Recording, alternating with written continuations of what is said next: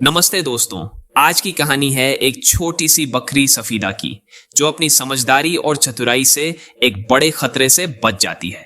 कहानी शुरू करने से पहले लाइक करें और सब्सक्राइब करें ताकि आपको और भी मजेदार कहानियां मिलती रहें।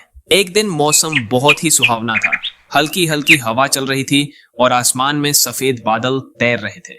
सफीदा अकेली ही चरागाह के एक कोने में रसीली हरी घास खा रही थी कि अचानक झाड़ियों के पीछे से एक भूरे रंग का भेड़िया धीरे धीरे बाहर आया। उसकी नुकीली आंखें सफीदा पर टिकी हुई थीं और मुंह से गर्म सांसें निकल रही थीं। भेड़िया घबराते हुए बोला, हाँ हाँ हाँ, आज तो किस्मत मेरे साथ है। इतनी मोटी और ताजा बकरी सामने है, अब तो पेट भर दावत होगी। सफीदा ने तुरंत सोचा कि अगर वह भागने की कोशिश करे तो भेड़िया एक छलांग में पकड़ लेगा। इसलिए उसने मुस्कुराते हुए कहा, भेड़िया भाई, मुझे पता है आप भूखे हैं और मैं आपको रोक नहीं सकती, लेकिन क्या आप मेरी एक आखिरी ख्वाहिश पूरी करेंगे? भेड़िया थोड़ा चौंका।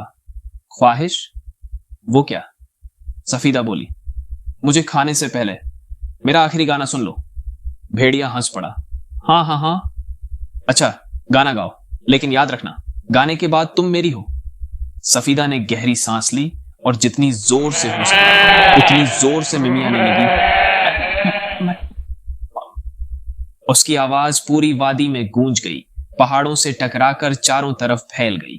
आवाज सुनते ही उसका मालिक बूढ़ा चरवाहा बाबा कासिम अपने दो बड़े देसी कुत्तों के साथ दौड़ता हुआ आ गया। वह चिल्लाया, भागो यहां से दुष्ट भेड़िए। कुत्तों के जोर जोर से भौंकने और चरवाहे की लाठी देखकर भेड़िया डर गया और तुरंत जंगल की ओर भाग खड़ा हुआ। बाबा कासिम ने सफीदा के सिर पर प्यार से हाथ फेरा और कहा, शाबाश बेटी, अगर तुम घबराती तो शायद हम समय पर नहीं पहुंच पाते। उस दिन के बाद गांव में सब लोग कहते थे, मुसीबत में घबराना नहीं चाहिए। समझदारी